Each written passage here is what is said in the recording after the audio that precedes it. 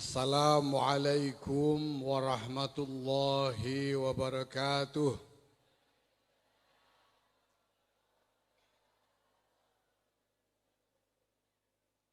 Alhamdulillah wa syukurillah wassalatu wassalamu ala rasulillah Sayyidina Maulana Muhammadin ibn Abdullah wa ala alihi wa sahbihi wa mawala. Yang mulia Kiai Haji Muhammad Faisal Anwar beserta segenap dzurriyyah Syekhuna Kiai Haji Muhammad Khalil bin Abdul Latif Bangkalan, Kiai Imam Bukhari Khalil, Kiai Fahruddin Ashal, Kiai Makki Nasir, Kiai Nasih Ashal dan lain-lain yang hadir bersama kita malam ini. Alhamdulillah. Yang saya hormati para kiai, para rois syuriah PCNU se-Madura dan pimpinan MBCNU se-Bangkalan. Alhamdulillah.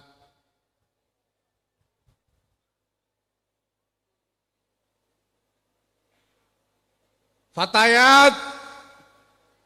Mana fatayatnya? Fatayat. Muslimat. NU. Alhamdulillah. Saya sangat berbahagia bahwa saya mendapatkan takdir istimewa dari Allah Subhanahu wa taala bisa hadir bersama panjenengan semua, para pimpinan, kader-kader dan warga Nahdlatul Ulama se-Madura dan se-Kabupaten Bangkalan ini di tempat yang mubarak ini. Saya bisa merasakan betapa barakah dari Syekhina Kiai Muhammad Khalil bin Abdul Latif ada bersama-sama kita pada malam hari ini. Amin. Apalagi dalam suasana yang riang gembira dan penuh semangat, lebih-lebih menyaksikan balas-membalas antara mantu dengan mertua.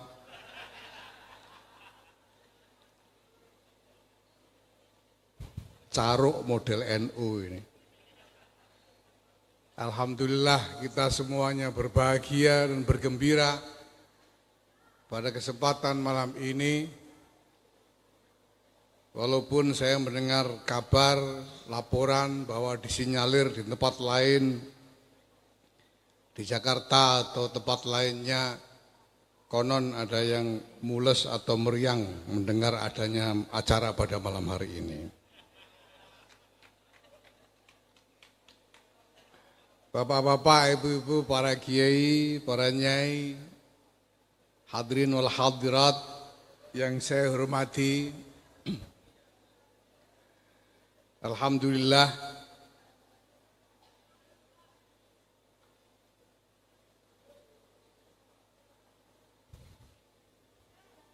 kita merasakan bahwa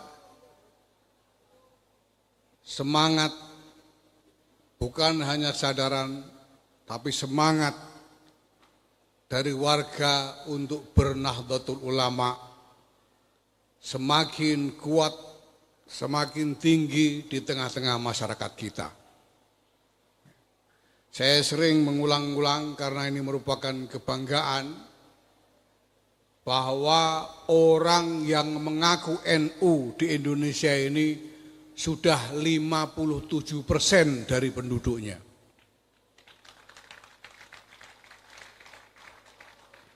Itu berarti lebih dari 100 juta orang, mungkin 120 atau sampai dengan 140 juta dari penduduk Indonesia ini mengaku NU.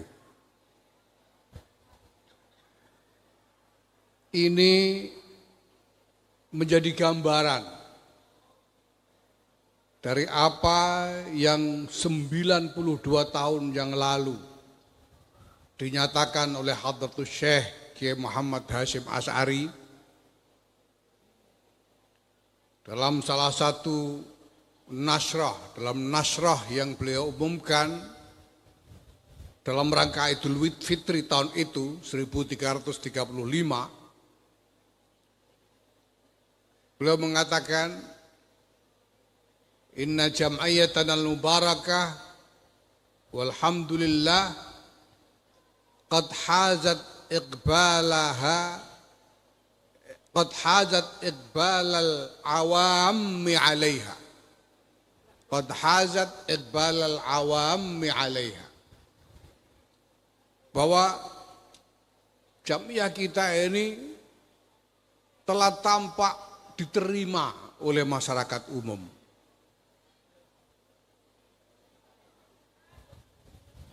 Walaisa dzalika illa li'annaha ta'malu limaslahatihim wa tas'a li khairihim dunyan wa ukhra.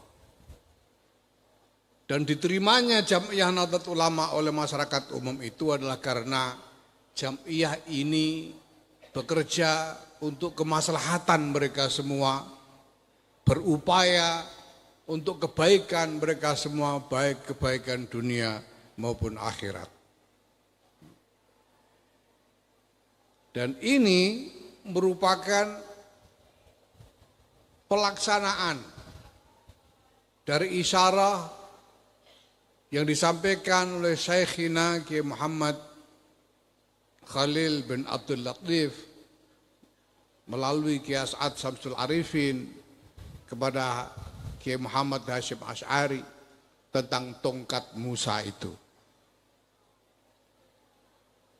Bahwa kebutuhan akan tongkat Musa itu adalah atawakkau 'alaiha wa ahussu biha 'ala ghanami wal yafiha ma'aribu ukhra. Walaupun ada pertanyaan apakah ada ulama sejati? Apakah ada ulama sejati dengan kualifikasi yang berat seperti yang disampaikan oleh Kiai Maki tadi? Tapi kita butuh Jam'iyah ini. Butuh untuk apa? Untuk menjadi penopang agar tegak langkah kita di tengah-tengah jalan yang sulit.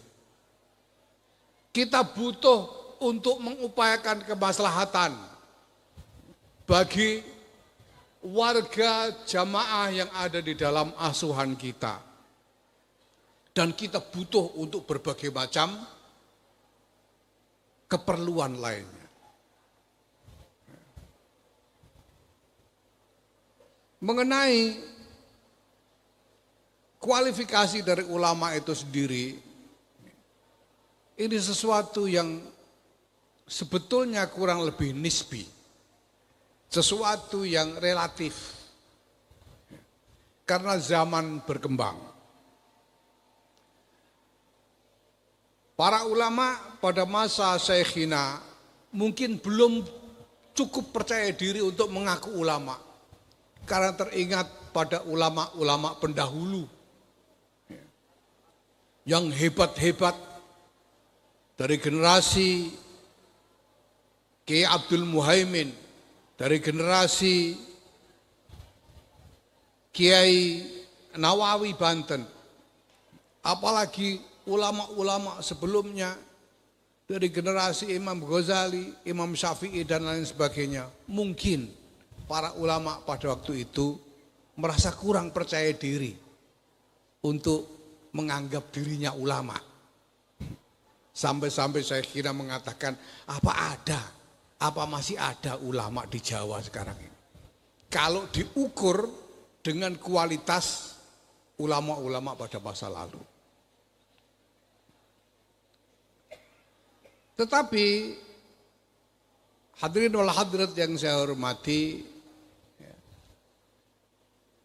sesungguhnya berkembangnya Islam dan berkembangnya Nahdlatul Ulama ini sampai sedemikian besar sekarang ini tidak lain karena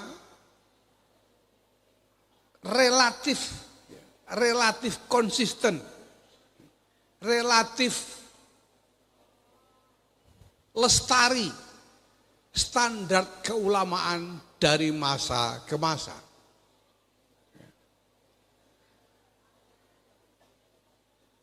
Kiai saya, Kiai Maimun Zubair Allah yarham, ketika menerangkan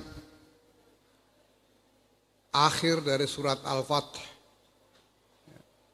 Muhammadur Rasulullah alladzina ma'ahu asyidda'u 'alal kuffari rahama'u bainahum tarahum ruk'an sujadan yabtaguna fadlan minallahi ridwana simahum fi wujuhim min athari sujud dzalika mathaluhum fit Taurat. Semua itu adalah masal dari umat Muhammad di dalam Taurat. Wa masalum fil Injil kazar'ain akhraja syat'ahu fa'azarahu fastaghlada fastawa ala suqihi yu'jibu zurra al-yaghidha bihimul kufar. Ketika menerangkan makna dari fastawa, Kiai Maimun mengatakan maknanya adalah rampak. Rampak itu artinya kurang lebih sama tinggi. Padi itu, zarra itu adalah padi. Kazar'in, zar' itu adalah padi. Padi itu ada satu induk dengan biasanya 12 tunas dari setiap induknya. Tapi ketika tunas ini tumbuh menjadi kuat, fastawa ala suqi, sehingga dia menjadi setara tingginya. Rampak. Kita tidak pernah melihat perbedaan tinggi antara induk padi dengan tunas-tunasnya ketika tunas-tunas itu sudah tumbuh sempurna. Maka sebetulnya kalau diukur dari generasi ke generasi berikut dalam waktu yang pendek, ulama kita ini sebetulnya relatif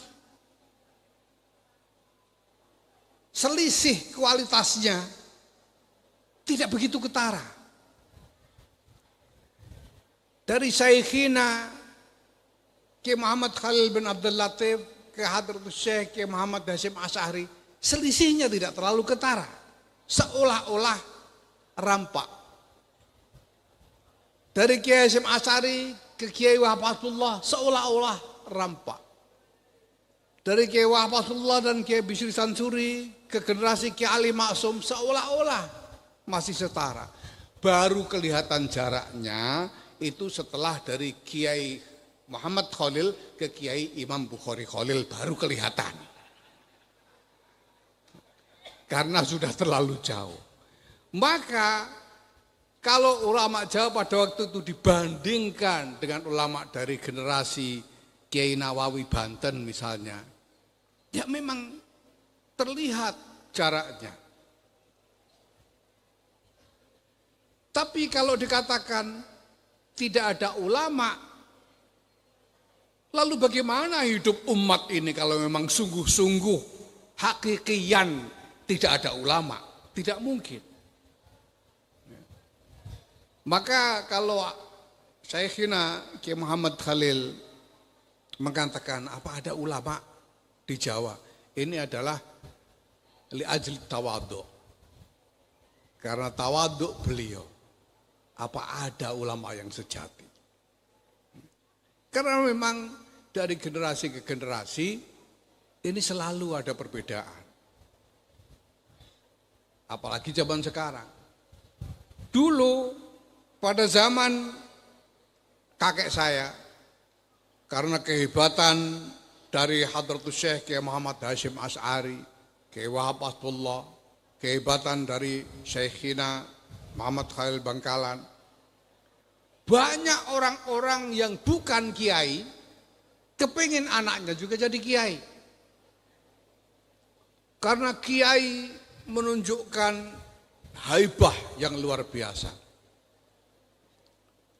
Menunjukkan karomah yang luar biasa. Sehingga yang bukan kiai kepingin anak-anaknya jadi kiai. Bapaknya kakek saya itu bukan kiai, pedagang.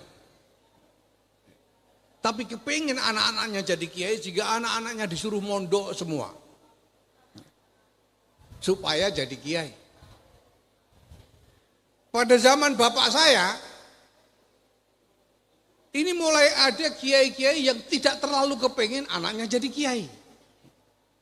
Kiai tapi tidak terlalu kepingin anaknya jadi kiai. Anaknya tidak disuruh ngaji, disuruh sekolah kedokteran. Sekolah teknik, jadi dokter, jadi insinyur, sekolah sospol, jadi politisi dan lain sebagainya.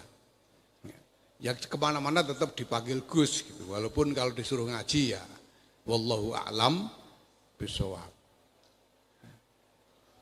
Pada zaman saya, itu zaman ketika Gus Dur sedang moncer-moncernya, sehingga nisbat Gus itu punya haibah yang luar biasa. Pada masa itu, banyak orang yang sebetulnya bukan Gus, bapaknya bukan kiai, minta dianggap Gus, minta dipanggil Gus. Dukun-dukun itu minta dipanggil Gus semua gitu.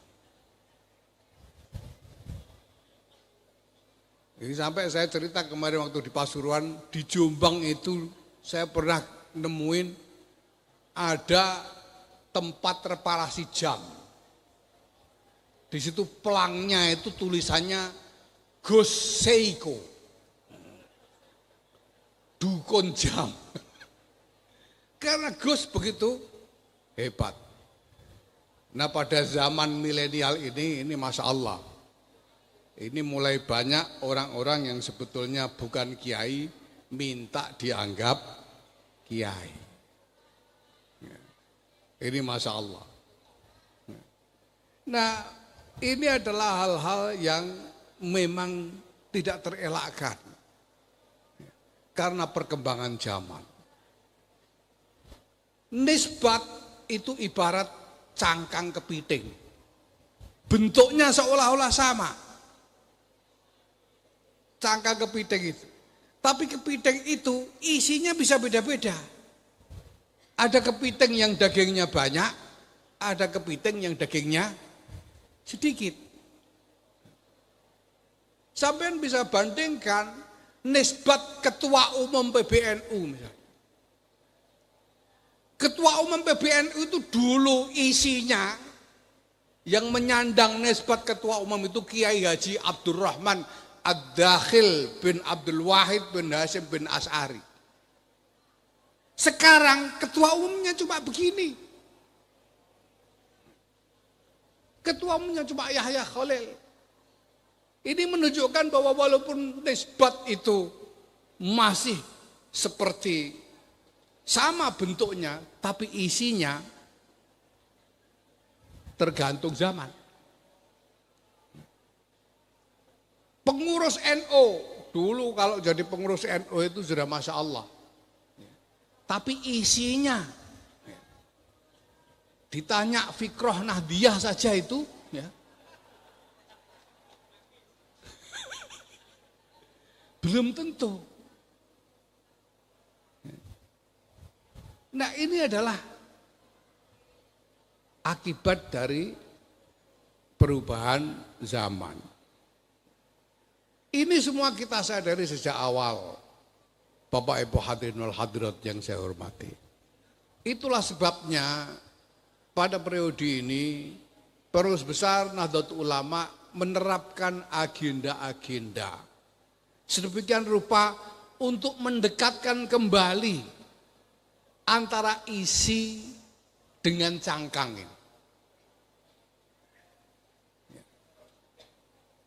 Di antara upaya-upayanya adalah dengan kita memerinci berbagai macam aturan main, memerinci berbagai macam norma-norma yang dulu pada masa Hadratus Syekh, pada masa pendahulu-pendahulu kita tidak perlu ditulis. Kenapa? Karena semua orang sudah menginternalisasi bahwa norma-norma, etika, aturan-aturan itu sudah menjadi bagian dari khaliyahnya. Enggak usah pakai pasal-pasal. Hadratus Syekh itu khaliyahnya sudah seperti ADART itu. Walaupun tidak ditulis. Bagaimana cara bergaul satu sama lain, bagaimana cara membuat keputusan, bagaimana wewenang dari setiap jabatan, semua orang sudah tahu sama tahu, tanpa harus ditulis. Tapi karena perkembangan zaman yang sedemikian rupa, hal-hal yang dulu sudah menjadi bagian dari khaliyah, syahsiyah dari para pendahulu kita itu, ini sekarang perlu kita perjelas menjadi aturan-aturan tertulis. Itulah sebabnya maka saya minta bantuan Lora Amin Said Husni ini untuk membuat desain tata kelola organisasi yang lengkap. Sehingga kita sekarang selain memiliki ADRT, kita punya 23 peraturan perkumpulan yang merinci berbagai macam urusan di dalam mengelola Jam'iyah Nahdlatul Ulama ini. Dulu sebelum periode ini hanya ada satu peraturan organisasi, satu saja, isinya umum. Sekarang kita perinci menjadi 23 peraturan perkumpulan. Ini supaya menjaga supaya kelakuannya orang zaman ini, ini dekat dengan standar khaliyah dari para pendahulu kita. Para pendahulu kita dulu tidak butuh peraturan tertulis karena semua norma etika itu sudah menjadi bagian dari khaliyah beliau. Ya. Maka salah seorang kiai saya mengatakan ada bedanya antara sahibul ilmi dan wi'aul ilmi, itu ada bedanya. Sama-sama tahu banyak hal, sama-sama apal macam-macam, tapi beda antara sahibul ilmi dan wi'aul ilmi. Kalau sahibul ilmi itu ilmunya sudah melekat dalam dirinya, sehingga apapun yang dia lakukan sesuai dengan ilmunya, karena ilmu itu melekat dalam haliyahnya. Tapi kalau wi'aul ilmi itu sengaja itu sekedar wadah ilmu. Wadah ilmu itu kalau dituang ya ilmunya hilang. Botol-botol air mineral itu kalau dituang isinya botolnya jadi kosong. Air itu tidak menjadi bagian dari botolnya. Itu wi'aul ilmi. Sama-sama tahu, tapi ilmu belum menjadi khaliyah syahsiyahnya. Nah, karena kesadaran bahwa ada gejala semakin akhir zaman ini, maka khaliyah syahsiyah dari orang-orangnya ini semakin berjarak dari standar para pendahulu, maka kita berusaha melakukan ini. Nah, setelah desain-desain itu, setelah aturan-aturan itu diselesaikan oleh Lora Amin lengkap, kita butuh untuk bisa mensosialisasikan, bisa menyebarkan, mengajarkan kepada kader-kader Nahdlatul Ulama. Itulah sebabnya lalu kita juga mengadakan rangkaian pelatihan-pelatihan kader. Mulai dari PDPKPNU, kemudian disusul dengan PMKNU, dan nanti akan dipuncai dengan AKN NU. Di samping ini merupakan upaya untuk itu, kalau kita pahami lebih dalam Bapak Ibu sekalian. Ya. Jadi saya pribadi yakin bahwa kelahiran Jam'iyah Nahdlatul Ulama ini adalah min zawahiri tajdidil Islam. Min zawahiri tajdid, salah satu dari gejala fenomena tajdid.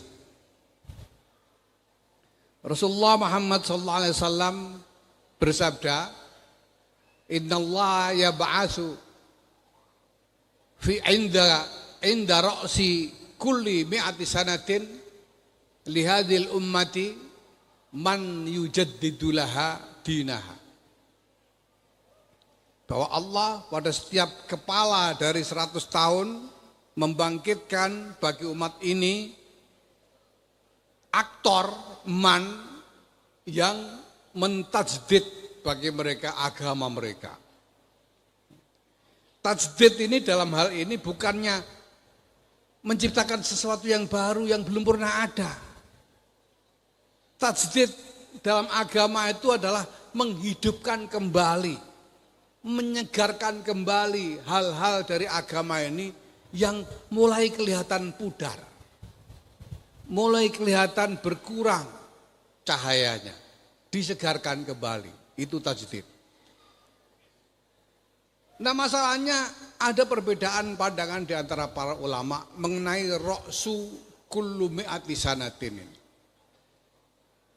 Banyak ulama termasuk sebetulnya kakek saya sendiri Kiai Bisri Mustafa dan adiknya Kiai Misbah Mustafa, ra'su kullu mi'ati sanatin itu adalah pada setiap awal 100 tahun.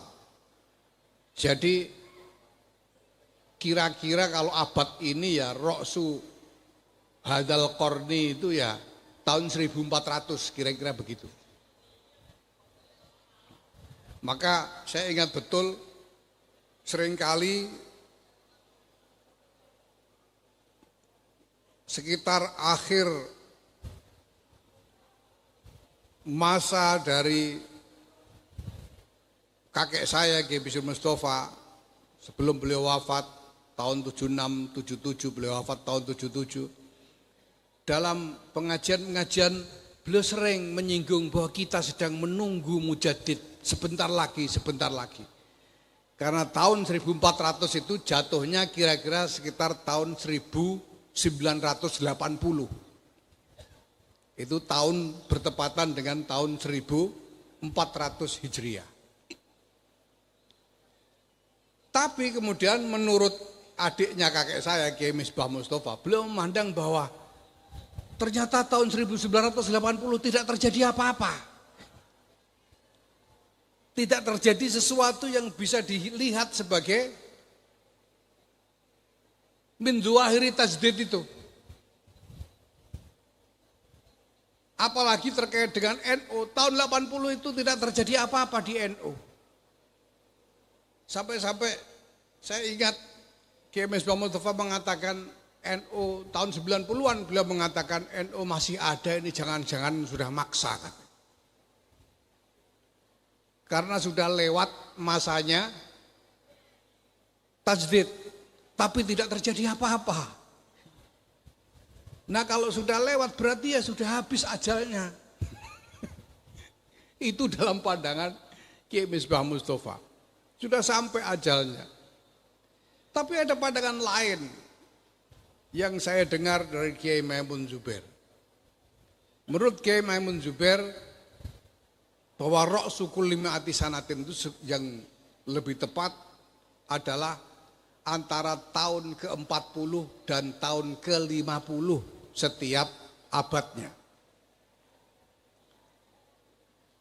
Jadi tahun 40, tahun 140, tahun 240 dan seterusnya. Ini menurut Kiai Maimun Zubair. Kenapa?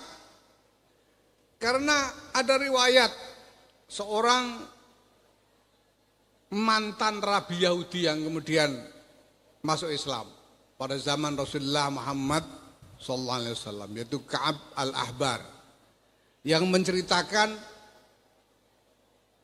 tanda-tanda Nabi akhir zaman yang dia ketahui disebutkan di dalam Taurat. Beliau berkatakan bahwa Nabi akhir zaman itu maulidu bi Makkah wa hijratu bil Madinah wa sultanuhu bis Syam. Dalam kitab Taurat disebutkan bahwa Nabi akhir zaman itu lahir di Mekah, hijrah ke Madinah, dan sultannya kelihatan cahaya kebesarannya itu di Syam. Dan kita tahu dalam sejarah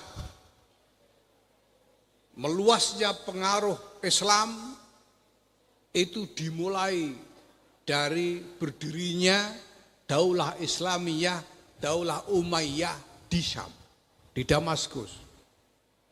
Dan itu terjadi tepat pada tahun 40 Hijriah. Maka Kiai Maimun menafsirkan bahwa Ra'sukul Lima'ati Sanatin itu adalah antara tahun ke-40 dan tahun ke-50. Sementara Nahdlatul Ulama ini lahir pada tahun 1344 Hijriah. Dan dari berbagai riwayat sebetulnya sudah dipikirkan sejak beberapa tahun sebelumnya. Karena masih menunggu isyarah dari Syekhina Muhammad Khalil. Sementara Syekhina sendiri itu wafat tahun 1925 sebelum Nahdlatul Ulama didirikan. Jadi sebelumnya ini sudah dipikirkan bagaimana sampai ada isyarah dari Syekhina. Jadi berdirinya itu sekitar di dalam era antara tahun ke-40 dan tahun ke-50 karena 1344. Maka saya yakin bahwa kelahiran Nahdlatul Ulama ini min zawahiri tajdid. Termasuk di antara fenomena-fenomena tajdid. Maka kita harus berupaya supaya tajdid ini betul-betul terjadi dan terlihat. Dengan cara apa? Terlihatnya dengan berkembangnya kembali, diingatnya kembali, difahami kembali, ditegakkan kembali ajaran-ajaran, nilai-nilai, prinsip-prinsip yang dulu dipegangi oleh para pendahulu kita. Untuk itulah sebetulnya hadirin wal hadirat, pengurus besar Nahdlatul Ulama kemudian menetapkan agenda pelatihan kader dimulai dengan PDPKPNU ini. Yang diikuti oleh para ketua MBC, tapi karena sudah agak lama lalu lupa isinya. Diingatkan kembali tentang fikrah Nahdiyah, diingatkan kembali tentang sejarah NU, tentang pemahaman harokah NU dan seterusnya. Ini adalah ikhtiar untuk betul-betul mewujudkan adanya tajdid. Tapi sudah tajdid itu, ini harus dikelola. Jadi kalau kita menyebarkan tajdidun Nahdlah dengan PDPKPNU, selanjutnya Nahdlah ini harus dikelola. Maka kita lanjutkan dengan PMKNU. Itu adalah tadbirun Nahdlah, mengelola Nahdlah. Yang diajarkan di dalam pelatihan PMKNU itu adalah bagaimana mengelola organisasi ini. Ya, nanti akan kita susul dengan AKNNU, Akademi Kepemimpinan Nahdlatul Ulama, Kepemimpinan Nasional Nahdlatul Ulama. Itu adalah ta'zizun Nahdlah, untuk membuat jamiah ini betul-betul kuat dan menangan, kalau orang Jawa bilang. Ta'zizun Nahdlah. Hadirin wal hadirat yang saya hormati, ini semua adalah ikhtiar-ikhtiar kita untuk menghadirkan Jam'iyah ini di tengah-tengah masyarakat kita sebagai sungguh-sungguh merupakan panduan untuk kemaslahatan mereka, baik kemaslahatan dunia maupun kemaslahatan akhirat. Maka yang paling utama diingat oleh Jam'iyah ini adalah bagaimana Jam'iyah ini sungguh-sungguh bisa menghadirkan fungsi dari ulama. Karena sebagaimana dikatakan oleh Hadratus Syekh bahwa ini adalah Jam'iyahnya ulama. Yang diajak masuk ke dalam Jam'iyah ini adalah para ulama. Dengan asumsi bahwa para ulama itu akan diikuti oleh pengikut-pengikutnya untuk bergabung di dalam Jam'iyah Nahdlatul Ulama ini. Nah maka kita harus berupaya agar Jam'iyah ini menjalankan fungsi ulama. Kalau kita ingin memahami apa fungsi ulama, mari kita ingat kembali bagaimana dulu misalnya Syekhina Kiai Muhammad Khalil bin Abdul Latif menghadirkan diri di tengah-tengah umat ini. Beliau tidak hanya mengajarkan kitab-kitab, beliau tidak hanya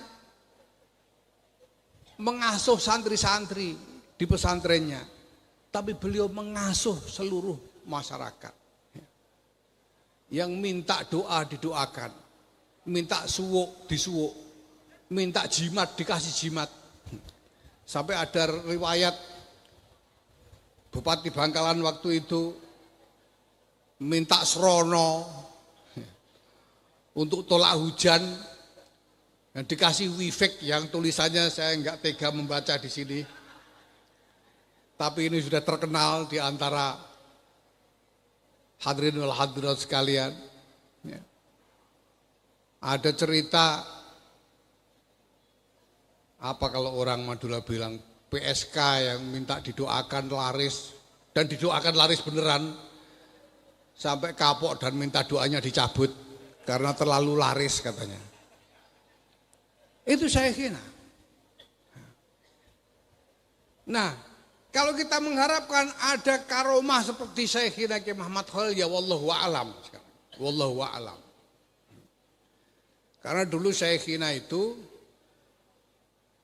ya bagaimana? Wong kertas ditulisi macam begitu saja bisa tolak hujan. Nah saya tidak tahu ini untuk nolak hujan ini Kiai Imam Bukhari Khalil harus tulis apa ini? Ya, apalagi kalau kita bayangkan kehadirannya, seandainya, mari kita bayangkan, seandainya Syekhina Kiai Muhammad Khalil hadir di sini, seandainya, apa berani MC naik panggung kayak tadi itu?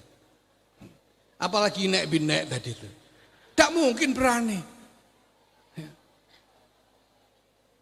Tapi sekarang ada Hadratus Syekh sini berani saja sekarang ini. Karena sudah lain Hadratus Syekhnya dibanding Hadratus Syekh yang dulu. Gitu. Ini masalahnya.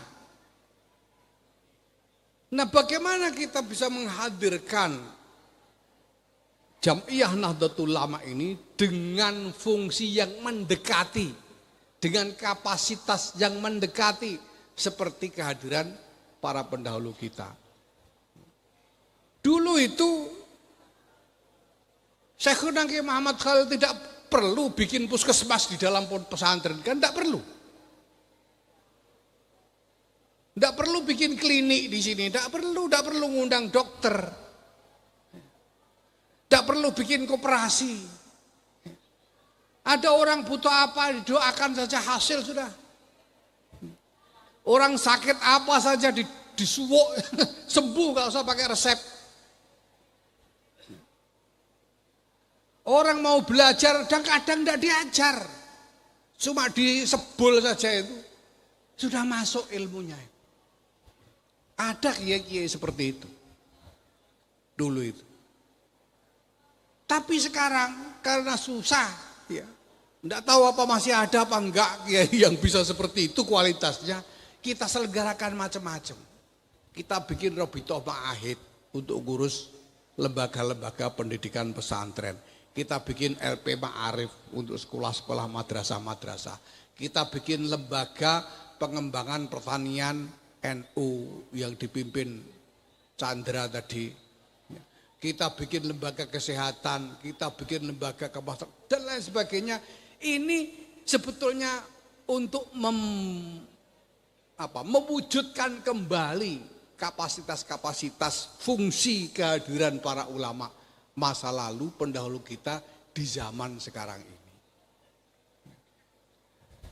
Nah, hadirin wal hadirat, yang ingin saya ingatkan dalam hal ini adalah bahwa walaupun kita melakukan banyak ikhtiar-ikhtiar lahir, ikhtiar-ikhtiar lahiriah seperti yang saya sampaikan tadi, kita tidak boleh lupa pada satu garis yang sebetulnya menjadi pokok dari warisan kita.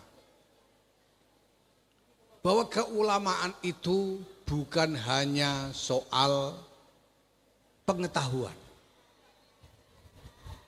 Keulamaan itu bukan hanya soal pinter-pinteran. Tapi keulamaan itu adalah soal juga keteguhan di dalam memegangi dan mengamalkan ilmunya. Di dalam nasrah yang tadi saya sebutkan, Hadratus Syekh menyitir salah satu hadis an Rasulullah Muhammad SAW yang mengatakan, Innal ulama umana'ullah ala ibadih. Bahwa ulama itu adalah orang-orang kepercayaan Allah untuk mengasuh hamba-hambanya. Apa yang diamanatkan kepada para ulama itu tentu saja tidak lain adalah ilmunya. Bahwa dengan ilmunya itulah ulama-ulama ini menjalankan prinsipnya dan mengasuh umat ini berdasarkan ilmunya. Berdasarkan ilmunya, bukan berdasarkan yang lain. Tempo hari saya katakan bahwa di tengah-tengah dunia yang sudah begini membingungkan ini, apalagi ada medsos dan lain-lain, sehingga ada hoax, ada framing, ada buzzer dan lain sebagainya, sehingga segala sesuatu seolah-olah jadi subhat. Ini mana yang benar, mana yang enggak, semuanya subhat. Tapi sebetulnya hadirin wal hadirat, kalau dilihat dari ilmunya ulama, karena ulama-ulama kita ini semuanya mengaji ilmu dengan sungguh-sungguh.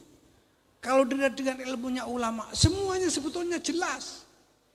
Tidak ada yang subhat. Karena prinsip-prinsip dalam ilmunya ulama itu menuntun kita untuk bersikap dan bertindak sesuai dengan panduan-panduan, sesuai dengan ukuran-ukuran yang ditetapkan oleh syariah. Ada kaidah al-aslu baqa'u ma kana ala ma kana. Ada kaidah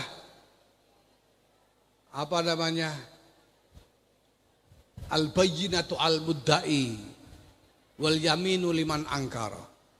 Ada kaidah man istajala syai'an qabla awanihi uqiba bihirmanihi.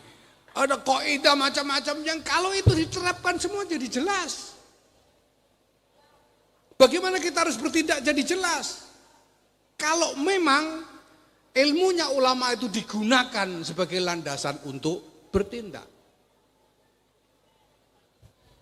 Ya, kalau sampai ilmunya ulama tidak dipakai, apalagi ulamanya sendiri gak pakai, nah ini yang bahaya ini. Ya semuanya jadi kacau balau, gak jelas. Orang jadi kehilangan panduan.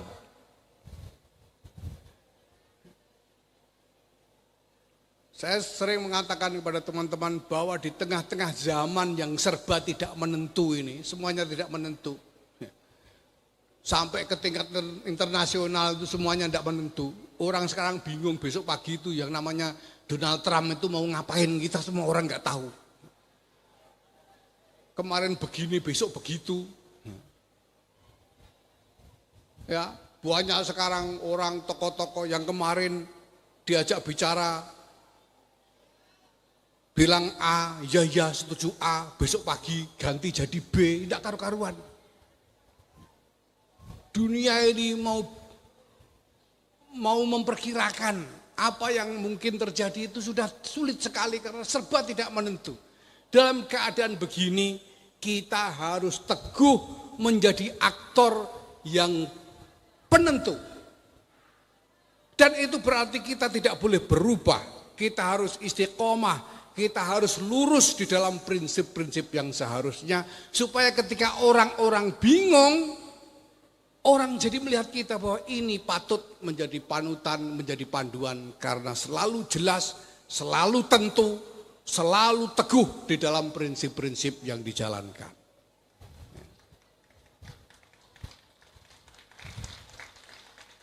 Ini artinya kita setia kepada amanatnya ulama. Dan jangan sampai kita mengingkari ini. Hadratus Syekh sendiri dalam nasrohnya mengatakan kalau ini kalimat beliau sendiri. Ketika dikatakan bahwa ulama, innal ulama umana'ullah ala ibadi. Beliau katakan, fa'idha khanu famanil ladhi yathiquhun nas. Nah khonu itu artinya apa? Khonu terhadap apa? Terhadap amanatnya. Amanatnya apa? Ilmunya. Kalau sampai ilmu para ulama ini tidak dijadikan prinsip yang diteguhi, maka orang akan kehilangan panduan sama sekali. Orang tidak akan tahu siapa yang harus diikuti. Ini.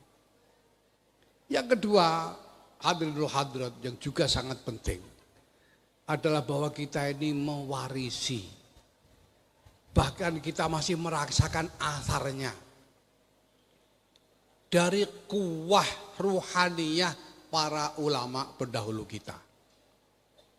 Sampai sekarang asar dari kuwah ruhaniyah Syekhina Kiai Muhammad Hasyim Kiai Muhammad Khalil bin Abdul Latif dan Hadratus Syekh Kiai Muhammad Hasyim Asy'ari masih kita rasakan sampai sekarang dalam berbagai wujudnya. Apalagi di dalam wujud keberadaan Jam'iyah Nahdlatul Ulama ini. Nah sekarang tugas kita, amanat yang kita harus pikul bersama-sama adalah bagaimana kita mempertahankan hidupnya kuwah ruhaniyah yang diwariskan oleh para pendahulu kita itu. Saya perlu menyebut hal ini karena saya merasakan sekarang ini orang semakin jarang berbicara tentang kuwah ruhaniyah. Saya melihat bahkan di kalangan pesantren berkembang dengan sangat kuat ghirah di berbagai bidang. Ghirah ilmiah luar biasa kuat. Pesantren-pesantren berlomba-lomba mendirikan Ma'had Ali. Bahkan Kiai Syafiq ini sedang berencana mendirikan perguruan tinggi. Kuwah ilmiah, ghirah ilmiah kuat sekali. Ghirah iktisadiyah juga kuat sekali. Banyak pesantren ingin mendirikan lembaga-lembaga ekonomi, kemandirian ekonomi pesantren dan lain-lain. Bikin SPPG yang dimotori Pak Kiai Khodri Arif ini. Kuwah iktisadiyah. Tapi kuwah ghirah ruhaniyah. Ghirah ruhaniyah. Ini sudah semakin jarang kita dengar. Sudah semakin jarang kita rasakan berkembang di antara kita semua. Nah oleh karena itu saya berharap, saya mohon terutama kepada para kiai pengasuh santri-santri ini dan juga kepada para pimpinan Nahdlatul Ulama berbagai tingkatan, para kader warga, mari kita bangkitkan kembali ghirah ruhaniyah ini. Memang jadi tidak mudah ghirah ruhaniyah itu. Karena sekarang ini orang juga susah membedakan mana wirid yang untuk kuwah ruhaniyah yang sejati, mana wiridnya dukun itu sudah beda, sudah susah dibedakan. Hadratus Syekh itu Syekhina Kiai Muhammad Khalil bin Abdul Latif menjadi punya karomah sebegitu rupa. Itu bukan tujuan. Tidak ada wirid gimana supaya bisa tolak hujan pakai ini, bisa mandi, itu tidak ada. Beliau begitu, jadi begitu itu karena bawaan dari kuwah rohaniyah yang beliau capai setelah melakukan berbagai macam riyadhah karena ghirah rohaniyah yang beliau pupuk sekian lama. Nah hasilnya bisa seperti itu. Nah banyak orang sekarang ini wiridan itu ada ghirah rohaniyah, cita-citanya supaya jadi dukun yang manjur, itu banyak sekarang.